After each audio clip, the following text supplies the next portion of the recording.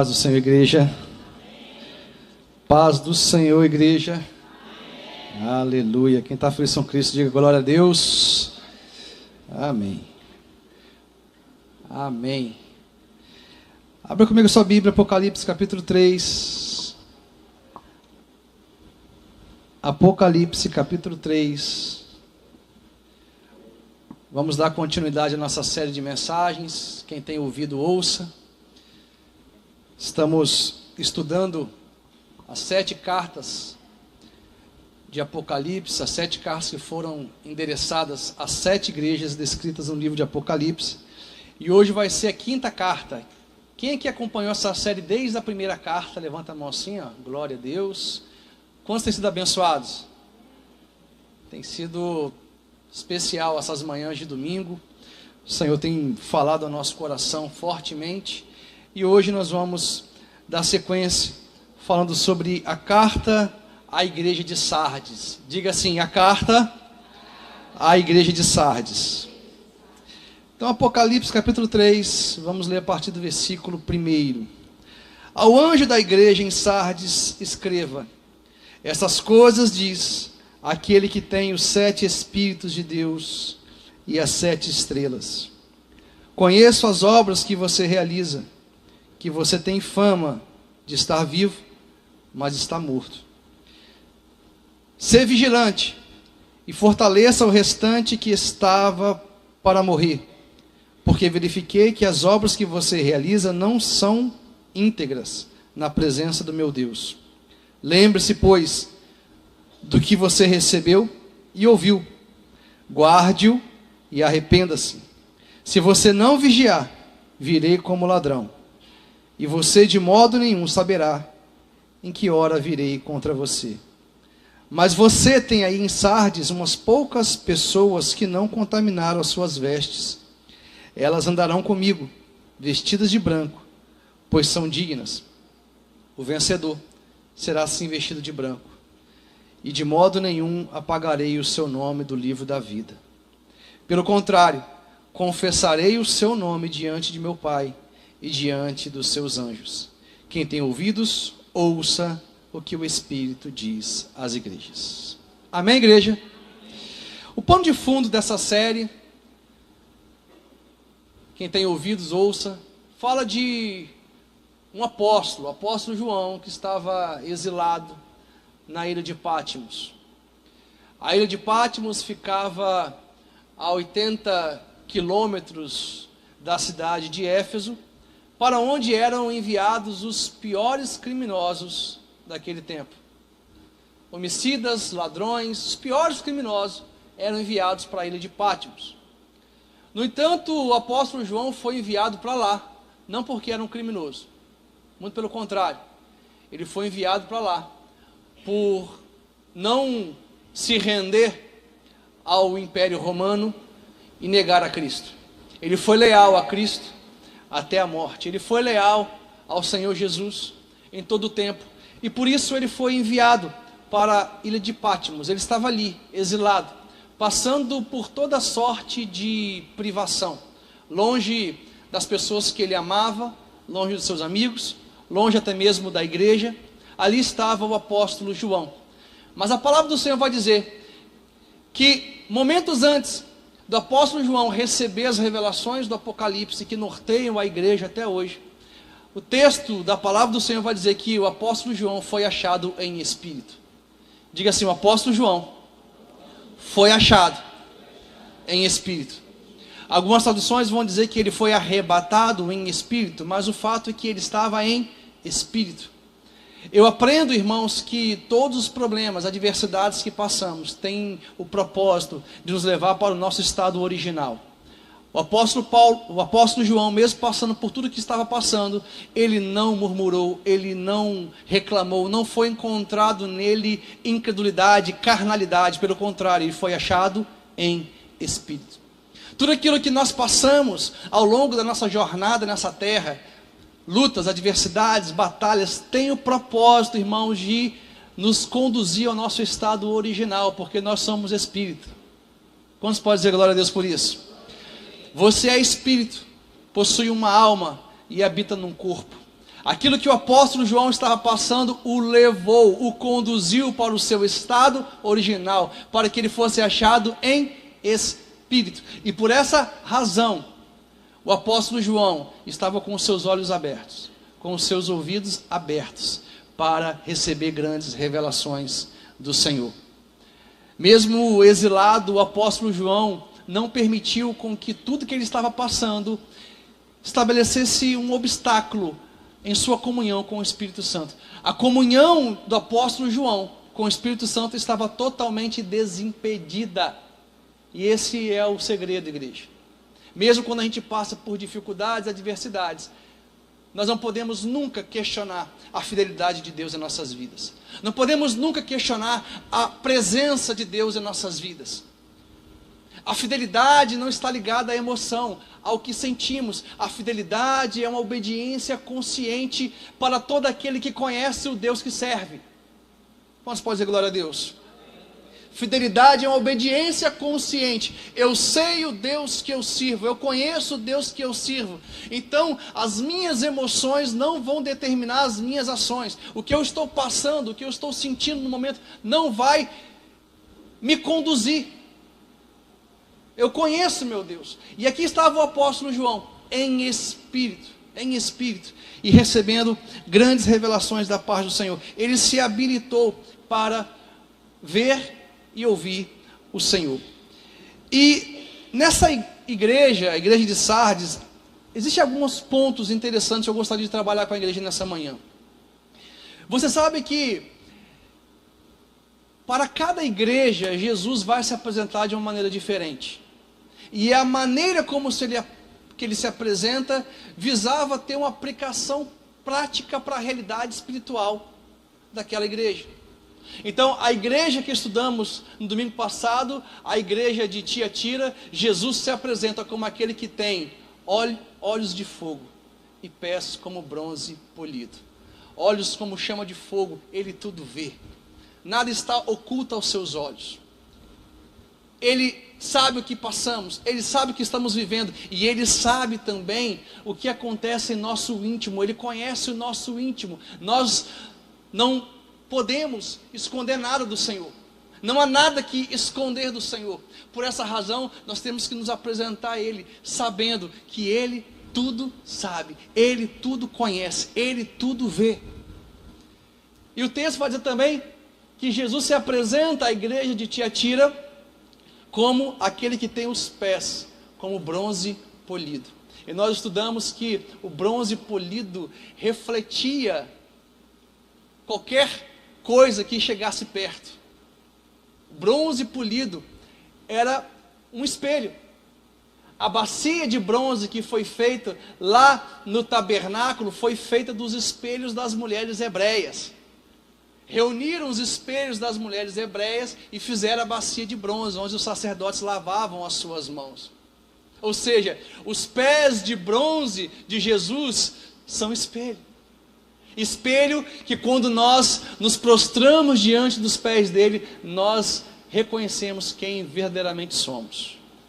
Quantos podem dizer glória a Deus? Se você quiser saber quem você é, se você quiser ser tratado, curado pelo Senhor Jesus, existe um endereço, é aos pés dele. Porque é aos pés dele que você vai refletir. A sua imagem vai refletir e você vai entender quem verdadeiramente você é. Estamos aprendendo que o lugar mais alto que podemos estar é aos pés de Jesus. Diga assim, o lugar mais alto que eu possa estar é aos pés de Jesus. Estamos sempre lembrando, nessa série de mensagens, de Maria, a irmã de Lázaro e Marta. Maria, as 3 vezes que ela é encontrada na Bíblia, que ela aparece na Bíblia, ela está no mesmo lugar. Qual lugar? Aos pés de Jesus. Quando Lázaro morreu e ela precisava que Jesus curasse Lázaro, ressuscitasse Lázaro, ela, quando vê Jesus, ela se prostra aos pés, porque o endereço do milagre é aos pés de Jesus. Em outro momento, quando Jesus entra na sua casa, Marta vai para a cozinha e Maria vai aos pés de Jesus e ela começa a ouvir a voz de Jesus, recebendo ensinamento. A gente aprende que o lugar de receber ensinamento, de crescer na palavra, é aos pés de Jesus.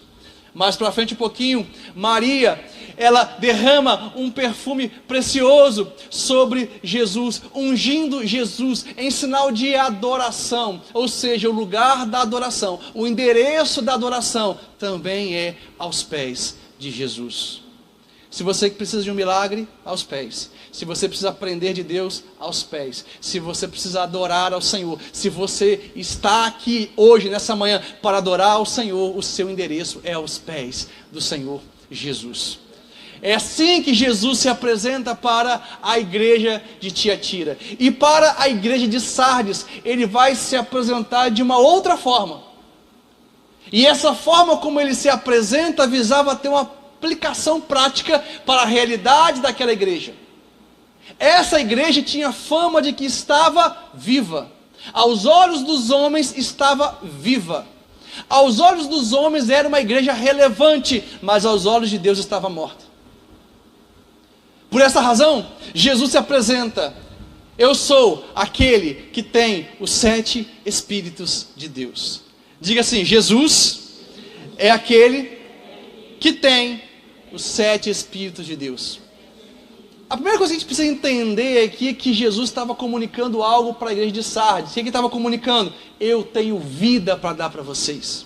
Vocês têm aparência de que estão vivos, mas vocês estão mortos. E eu tenho os 7 Espíritos de Deus. Eu tenho vida para liberar sobre a vida de vocês. Eu tenho vida para liberar sobre a igreja. Eu sou aquele que libera o Espírito Santo sobre a igreja.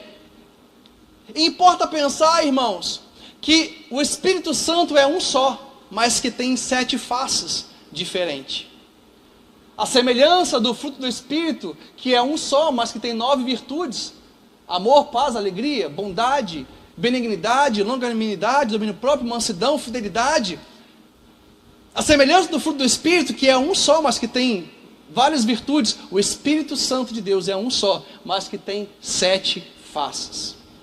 Isaías capítulo 11, abra comigo a sua Bíblia. Isaías capítulo 11, versículo 2. Se puder projetar, Gui. Isaías capítulo 11, versículo 2. Essa é a primeira vez que os 7 Espíritos de Deus são mencionados na Bíblia.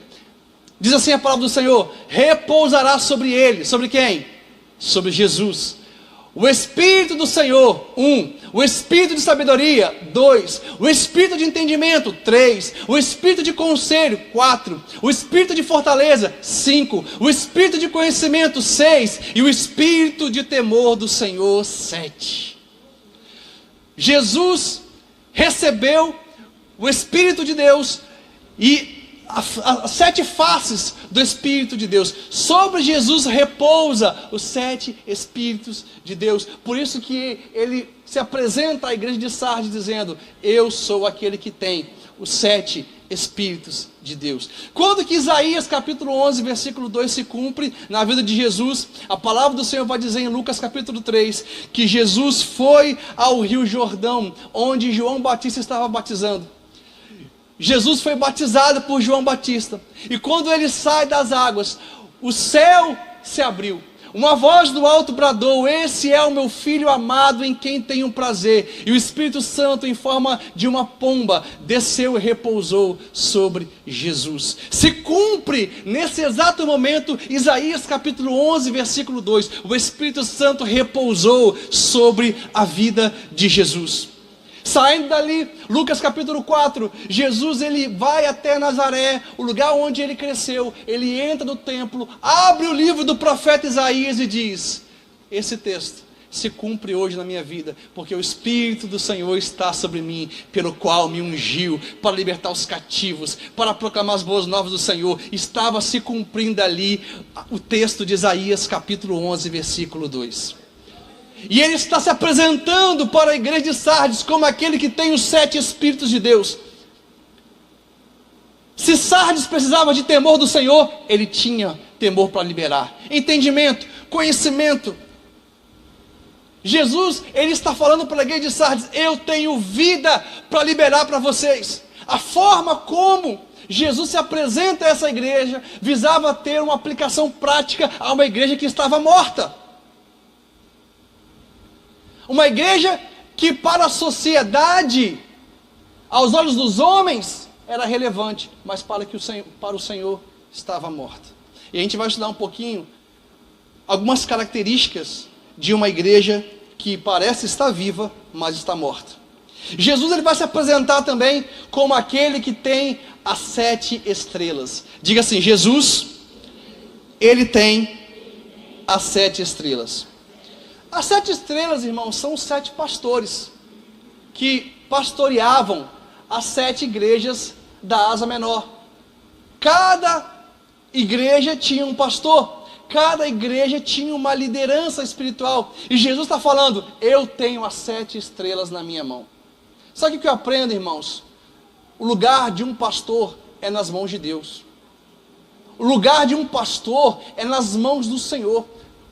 O pastor não pode estar na mão de empresários. O pastor não pode estar na mão de políticos. O pastor não pode estar na mão do Estado. O pastor tem que estar na mão de Deus, porque só assim ele vai cumprir o chamado dele. Só assim ele vai cumprir o propósito para o qual ele foi designado. E eu estava estudando a patrística nessa semana. O que é a patrística? São escritos dos primeiros pais da igreja, relatos dos primeiros pais da igreja. É a história que aconteceu do século II até o século VII. E ali a gente começa a perceber o momento em que a igreja sai da mão de Deus e passa a ir para a mão do Estado.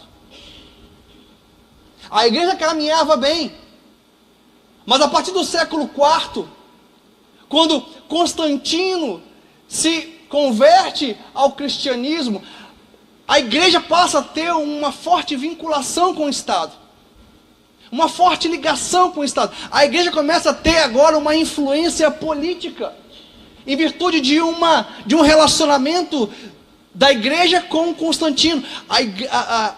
A religião cristã passou a ser a religião oficial do Império Romano. Isso foi no século IV.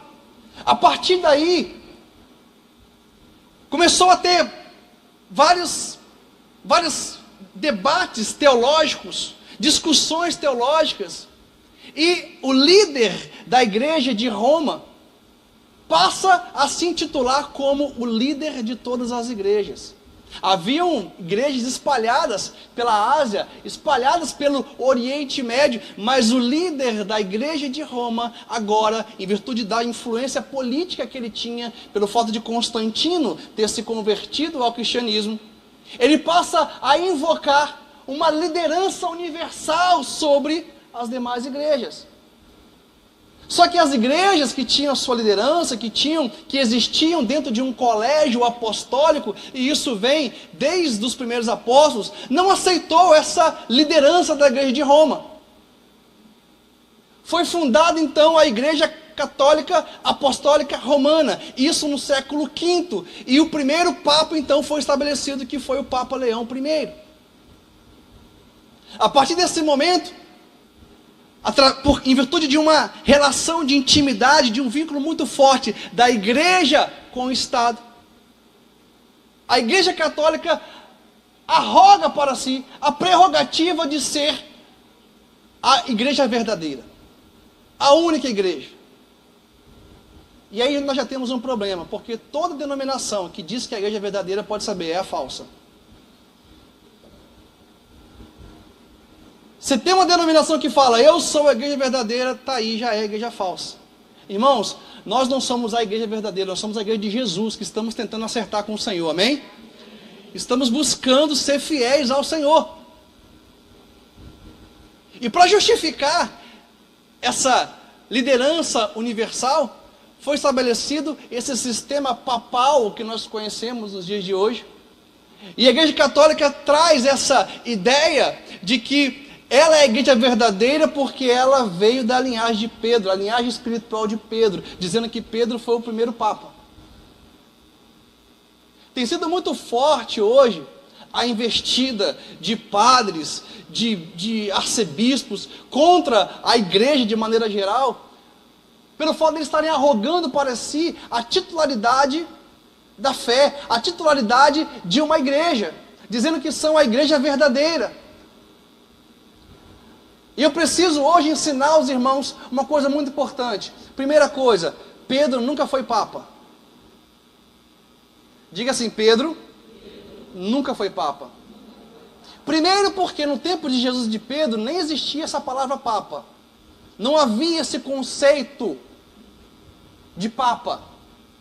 Não havia esse sistema papal, conforme é concebido hoje, que veio do século V.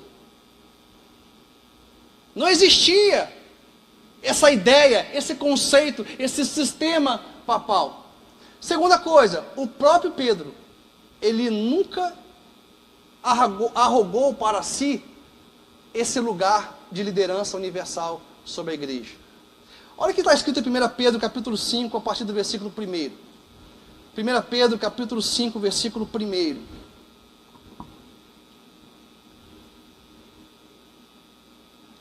Pedro falando, aos presbíteros que há entre vocês, eu, presbítero como eles, testemunha do sofrimento de Cristo, e ainda coparticipante da glória que há de ser revelada. Então observe, irmãos, o próprio Pedro se apresenta como o quê? Como papa? Ele se apresenta como um presbítero. E ele vai além. Ele está falando pode voltar, difícil a palavra, né? Presbíteros, né? Só eu tenho dificuldade de falar presbíteros. Aos presbíteros que há entre vocês, eu, presbítero como eles. Ele também está se colocando em pé de igualdade com os demais líderes da igreja. Irmãos, como é que a liderança da igreja acontecia naquele tempo? Era uma liderança exercida através de um colégio apostólico. Haviam vários líderes da igreja. Os apóstolos, que foram designados por Jesus, eles lideravam igrejas, lideravam regiões. E era uma liderança saudável, madura. Tinha alguns conflitos, mas era uma liderança que caminhava debaixo da submissão da palavra de Deus, da autoridade do Senhor Jesus. Pedro nunca arrogou para si esse lugar de líder universal da igreja. Ele nunca arrogou para si esse lugar de papa. Pelo contrário, ele se apresenta como um presbítero. A justificativa da igreja católica, ao dizer que Pedro era o primeiro papa, é o seguinte: eles falam, os evangélicos só acreditam na Bíblia. Os evangélicos só acreditam na palavra de Deus. Irmão, sabe por que a gente só acredita na palavra de Deus? Porque Deus não prometeu inspirar nenhum outro livro, a não ser as escrituras sagradas. Toda a escritura é divinamente inspirada por Deus e apta para instruir, corrigir e exortar. Deus não prometeu inspirar nenhum outro livro, nenhum outro escrito. Nós estudamos a história, mas entendemos que o único livro que foi inspirado por Deus, que tem a garantia, a chancela do Espírito Santo, é a palavra de Deus. Por isso que a nossa fé está alicerçada na palavra de Deus, e não na palavra de homens, e não nas tradições dos homens. Vamos pode dizer glória a Deus. Nós cremos realmente na Bíblia e somente na Bíblia. E eu ouso dizer o seguinte: não é sola escritura, é toda escritura. Não é somente as escrituras, é toda a escritura. Nós cremos na escritura por completo. De Gênesis a Apocalipse, nós temos a palavra de Deus. De Gênesis a Apocalipse, toda a escritura é divinamente inspirada por Deus e apta para nos instruir. Não é só lá a escritura, porque só lá a escritura você pode pegar um texto e usar ele fora de contexto, e aí que vem muitas heresias. Quando Jesus estava no deserto, e ele estava sendo tentado pelo diabo, como que o diabo tentou Jesus? Com a palavra de Deus. Só que ele usou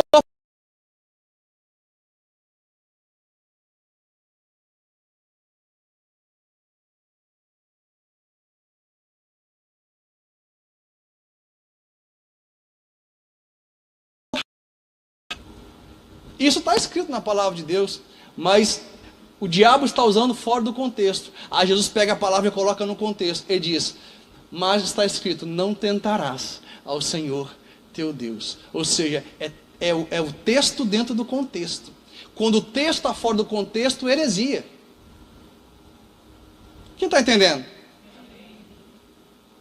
Então não é só a escritura, é toda escritura, é toda escritura. Toda escritura é divinamente inspirada por Deus. Por isso que, irmãos, nossa fé está alicerçada na escritura sagrada, na palavra de Deus, e não em tradições de homens. Quantos podem dizer glória a Deus? Em Atos capítulo 15, mais uma evidência de que Pedro nunca foi papa, nunca rogou para si esse lugar de liderança universal. Atos capítulo 15 vai falar do concílio de Jerusalém. Havia um debate se o gentio, ao se converter, guardar a lei de Moisés, então os apóstolos, os presbíteros, os líderes da igreja daquele tempo se reuniram em Jerusalém.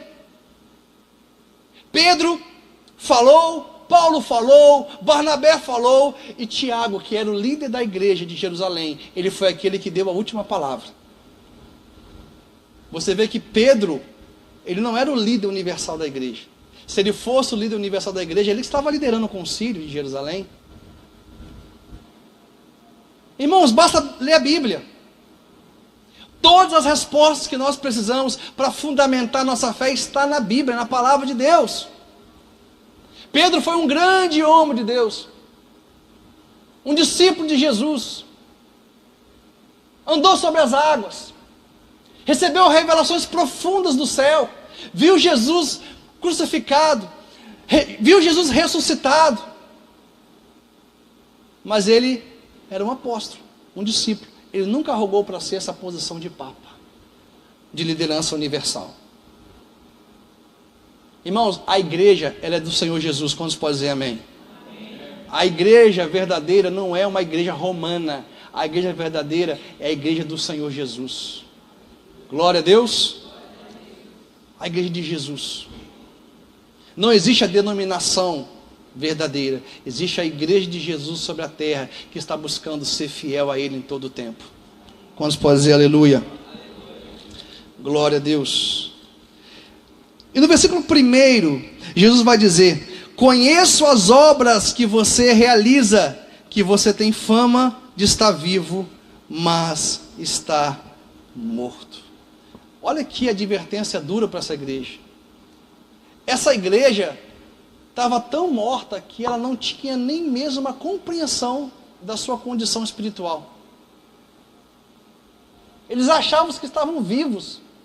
Aos olhos dos homens estavam vivos, mas aos olhos de Jesus era uma igreja que estava morta. Me chama muita atenção, irmãos, que Jesus não faz qualquer advertência acerca de problemas doutrinários nessa igreja. Não há advertência de que essa igreja tolerava espíritos enganosos, como a igreja de Tiatira, que tolerava Jezabel. Não há advertência que essa igreja recebia falsos apóstolos, mestres e profetas. No entanto, aos olhos de Jesus, essa igreja estava morta. Aos olhos humanos, viva.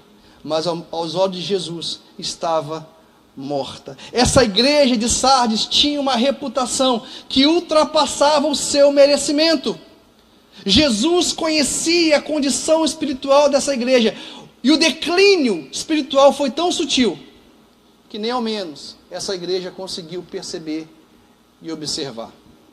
E eu estava pensando, irmãos, características de uma igreja morta, porque o texto não fala muita coisa do porquê que essa igreja era considerada, aos olhos de Jesus, uma igreja morta. Mas existem algumas características de uma igreja morta que a gente pode aprender ao longo da Bíblia e também olhando para o contexto que estava inserida a igreja de Sardes. Jesus, quando escreve para essa igreja, não menciona qualquer tipo de perseguição que essa igreja estava sofrendo. Diga assim: Sardes não estava sendo perseguida. Sabe por quê, irmãos? Ninguém persegue um morto. Ninguém persegue um morto. O mundo fica muito contente e feliz quando nós vivemos um evangelho somente dentro das quatro paredes. Você sabe o que eu entendo que é uma igreja morta? É uma igreja que vive somente o evangelho dentro das quatro paredes e não vai para o mundo para ser luz, para ser sal, que não denuncia o pecado. Porque sempre que a igreja vai denunciar o pecado, cabeças vão rolar. Foi o que aconteceu com João Batista, quando denunciou o pecado do rei. O rei estava em adultério, ele denuncia o pecado do rei, e ele perdeu a sua cabeça literalmente. A perseguição, irmãos, vem quando tem atrito entre a doutrina de Deus e a doutrina do diabo. Só que essa igreja era uma igreja que não se movimentava espiritualmente, era uma igreja passiva, era uma igreja inerte, era uma igreja acomodada, uma igreja que perdeu o senso de missão, deixou de ser uma igreja missional e se tornou uma igreja ensimesmada. Uma igreja que tinha conhecimento da palavra, que tinha conhecimento bíblico, mas era uma igreja que vivia para si e se esqueceu de ser luz e ser sal no mundo. Não tinha atrito entre a igreja e o mundo, sabe por quê? Porque não tinha movimento. Só tem atrito quando tem movimento. Essa igreja deixou de ser uma igreja missional. Irmão, sempre que você se posiciona em prol do reino de Deus, esteja preparado para adversidades, esteja preparado para as batalhas, esteja preparado para as perseguições, esteja preparado para as rejeições, para abandonos, esteja preparado para essas coisas. Porque o movimento espiritual, ele vai gerar atrito com as trevas. Sempre que você se posiciona, esse posicionamento vai gerar um atrito com os princípios das trevas. Jesus está falando, vocês têm fama de que vivem, mas vocês estão mortos. Essa igreja, ela não era perseguida, porque ninguém, irmãos, vai perseguir um morto. Nós precisamos fazer o nosso papel como igreja, ser luz do mundo e ser sal da terra. Sardes era uma igreja acomodada, tinha conhecimento, tinha palavra, tinha doutrina, mas era uma igreja acomodada, não se importava com os perdidos, era tolerante com o pecado praticado do lado de fora da igreja, não condenava o mundo, não pregava para o mundo, e por isso não tinha perseguição. O mundo fica feliz, irmãos, quando vivemos um evangelho para nós mesmos e tão somente para nós mesmos. Isso aqui é algo que nós temos que entender, irmãos. Nós não podemos perder a nossa essência missional. Nós somos uma igreja missional, quando pode dizer glória a Deus. Pregue para o seu vizinho, pregue para o seu chefe, pregue para as pessoas que você encontra na rua, pregue a palavra de Deus em tempo, em fora de tempo, pregue a palavra. Convide pessoas para vir para a igreja. Nós não podemos nos acostumar em vir para a igreja sem convidar pessoas, irmãos. Não significa que você vai sempre ter que trazer alguém, mas você sempre tem que convidar alguém, porque senão você começa a se acomodar, e quando você se acomoda, você começa a esfriar. A palavra do Senhor diz, ide por todo mundo e pregai o evangelho, ide por todo mundo e fazei discípulos de todas as nações. Esse é o nosso DNA espiritual, igreja. Como você pode dizer glória a Deus? Esse é o nosso DNA espiritual. Segunda característica de uma igreja morta. A igreja morta não tem fome da palavra de Deus. A igreja de Sardes parou de crescer espiritualmente. A igreja de Sardes parou de avançar espiritualmente, se contentou com o nível espiritual que estava. Irmãos, existe muito mais na palavra de Deus para nós. Agora, a revelação da palavra de Deus, o conhecimento abundante da palavra de Deus, é para quem tem disposição em buscar. É o que o Senhor nos diz: buscar-me-eis e me achareis, se me buscardes de todo o vosso coração. A pessoa que não tem fome pela palavra de Deus, ela está morrendo. Quem não tem fome, lê a palavra de Deus todos os dias, está morrendo. Quem não tem prazer em se alimentar da palavra de Deus, está morrendo. E é por isso, irmãos, que muitas vezes nos encontramos fracos na fé. Porque se a fé vem por ouvir a palavra de Deus, ela vai embora na ausência da palavra. Vocês estão entendendo? Se a fé vem por ouvir a palavra de Deus, a fé vai embora quando nós deixamos de ouvir a palavra de Deus. E eu fico impactado com o que está acontecendo nos dias de hoje, porque se prega tudo nas igrejas do Brasil, menos a palavra de Deus. E é por isso que as pessoas estão fracas na fé, por isso que as pessoas estão desanimadas, abatidas. Nós precisamos, irmãos, ter fome da palavra de Deus, levar a palavra de Deus a sério e buscar com todo o nosso coração. Quantos podem dizer amém? O morto, ele é insensível também quanto ao pecado. Eles estavam tão mortos e não perceberam, estavam tão frios e não perceberam, e isso em virtude da insensibilidade espiritual causada pelo pecado. E no versículo 2, irmãos, o texto continua dizendo, versículo 2: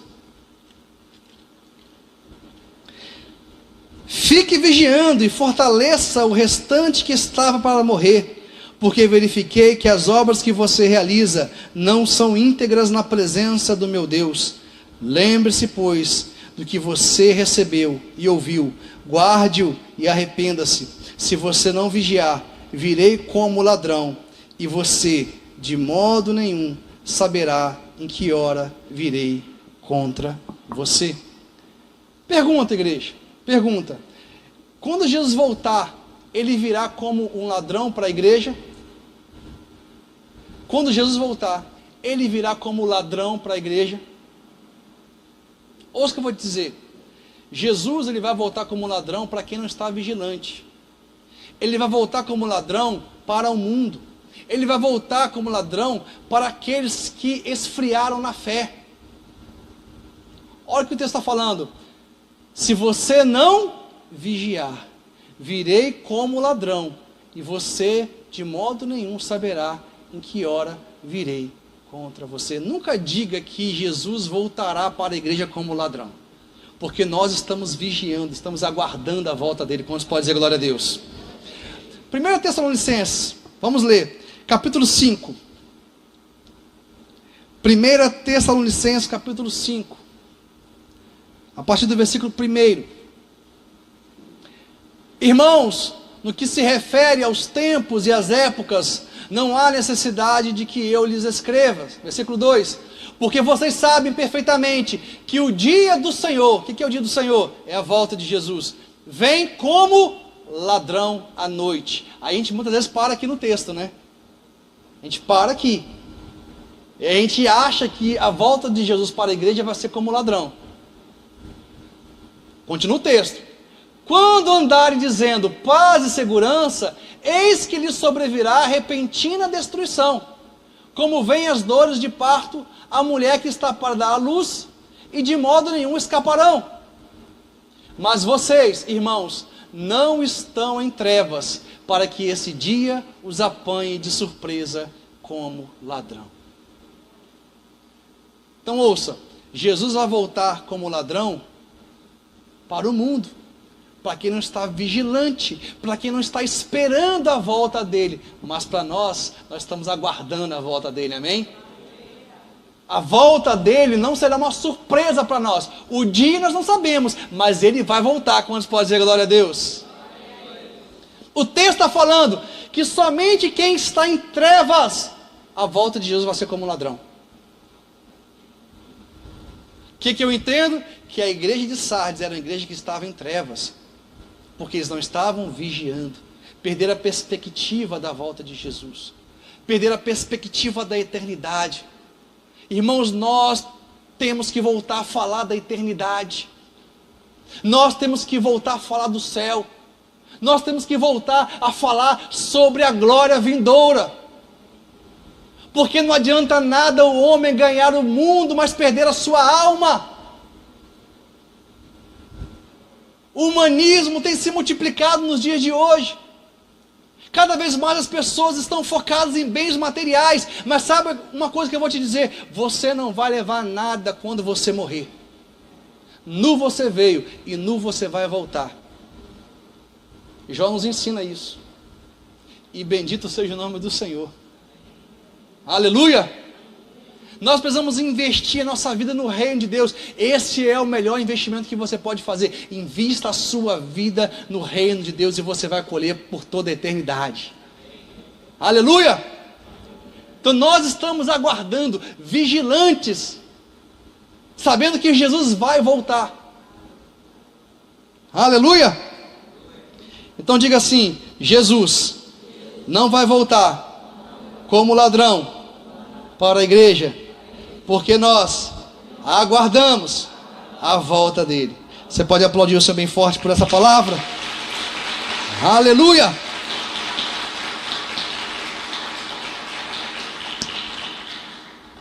Então observe, irmãos, a igreja de Sardes estava em trevas, mas era uma igreja que aos olhos dos homens era relevante. Aos olhos dos homens era uma igreja relevante, mas para Jesus estava em trevas. Não ache, irmãos, que a igreja que é luz é a igreja que é grande. Não ache que a igreja que é luz é a igreja que é reconhecida na sociedade. Isso não tem nada a ver, são coisas totalmente diferentes. A igreja que é luz é aquela que está cumprindo a vontade de Deus, que está cumprindo o propósito de Deus nesses dias. Versículo 2 continua dizendo, e a gente caminha para o final. Versículo 2: fique vigiando e fortaleça o restante que estava para morrer, porque verifiquei que as obras que você realiza não são íntegras na presença do meu Deus. E aqui Jesus começa a falar 5 verbos que é importante a gente colocar em prática. Lembre-se, pois, do que você recebeu, ouviu, guarde e arrependa-se. Primeiro verbo que Jesus fala, lembrar. Diga assim, lembrar. Irmãos, nós precisamos ter memória espiritual. O que Jesus está falando para essa igreja é: lembra de onde vocês saíram, lembra de onde eu tirei vocês. Memória espiritual. Irmãos, para que a gente esteja vigilante, nós precisamos nos lembrar em todo o tempo o que Jesus fez por nós na cruz do Calvário. Por isso que Jesus disse na ceia: façam isso em memória de mim. Não se esqueça do que eu fiz por vocês, não se esqueça do que eu fiz pela igreja, não se esqueça do que eu fiz pela sua casa, pelo seu casamento, pela sua família. Façam isso em memória de mim. E aqui mais uma vez Jesus está dizendo, exortando essa igreja: lembra-te, lembra-te, lembra de onde você saiu, quem você era. Memória espiritual, irmãos. Segundo verbo, recebam. Aqui está falando a importância de receber a vida do Espírito Santo. Ouçam a palavra de Deus. A fé, ela vem pelo ouvir a palavra de Deus, e ela vai embora quando não tem palavra. O quarto verbo que Jesus vai usar, ele diz: guarda. Guarda, irmãos, nós precisamos guardar a palavra de Deus no nosso coração, para não pecar contra o Senhor. Quantos podem dizer glória a Deus? E ele termina dizendo: arrepende-se.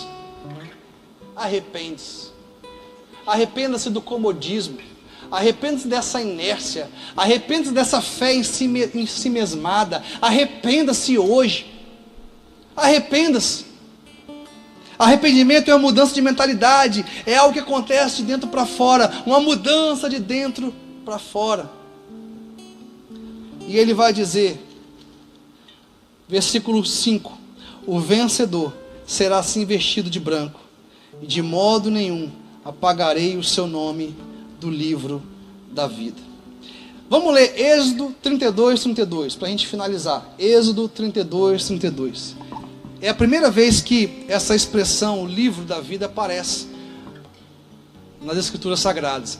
Agora, pois, aqui Moisés está falando com Deus: perdoa-lhe o pecado, ou se não, peço-te que me risque do livro que escreveste. Então o Senhor disse a Moisés: riscarei do meu livro todo aquele que pecar contra mim. É a primeira vez que há uma menção na palavra de Deus acerca deste livro. Este livro da vida. Esse livro que está escrito nos nossos dias. Qual é o contexto?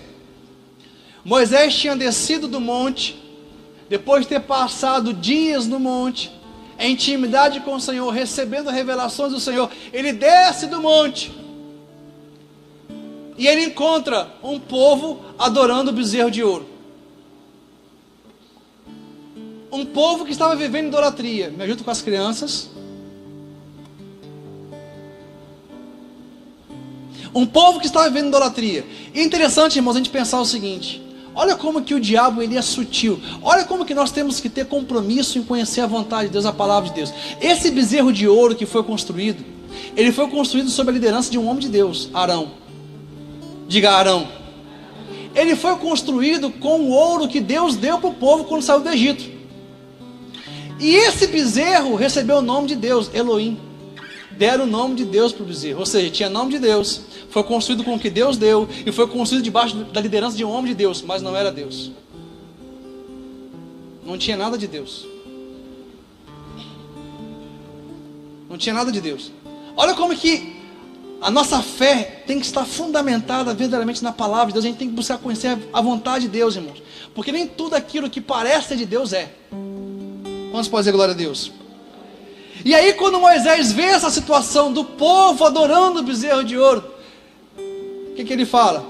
Senhor, perdoa esse povo, ou risca meu nome do livro da vida. Aí Deus fala: não, eu não vou riscar o nome do livro da vida, eu vou riscar o nome do livro da vida daqueles que pecaram.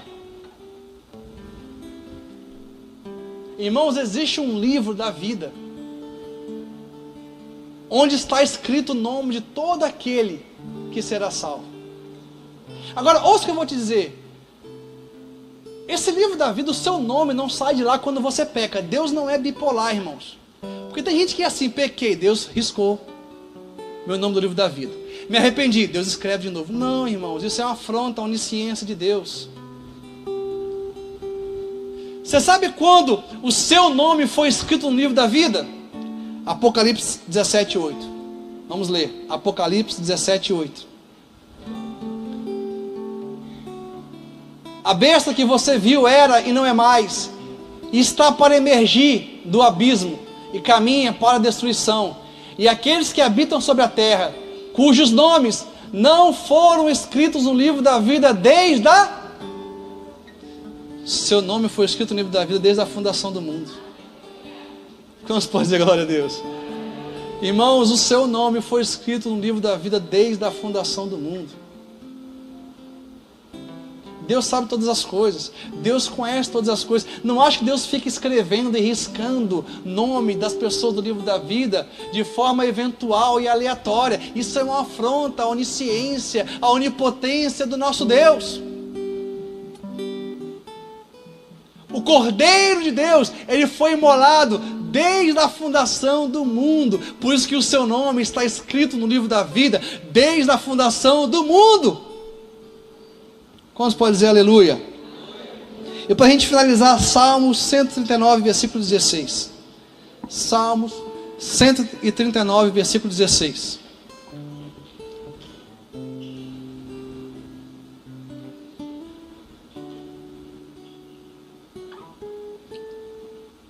Projeção, me ajuda?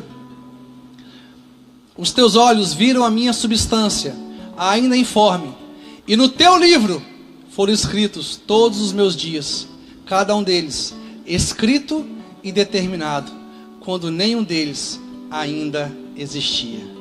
Quantos podem dizer aleluia? Os nossos dias estão escritos, determinados no livro de Deus. Irmãos, existe um propósito de Deus para as nossas vidas. Você consegue entender agora por que a gente fala que Deus tem um propósito nas nossas vidas? Porque os nossos dias foram escritos e determinados pelo Senhor. Aleluia! Ao ponto que quando você descobre o seu propósito, na verdade você não descobre, você lembra. Porque já estão escritos e determinados. Aleluia! Então a gente finaliza aqui a igreja de Sardes. Semana que vem a gente dá continuidade. Mas eu queria ministrar sobre a igreja, nesse momento, a importância da nossa comunhão com o Espírito Santo. Jesus se apresenta para essa igreja dizendo: eu sou aquele que tem os 7 Espíritos de Deus. O Espírito de Deus, irmãos, é vida para nós. Nós precisamos ter comunhão com o Espírito Santo. Foque de pé em nome de Jesus.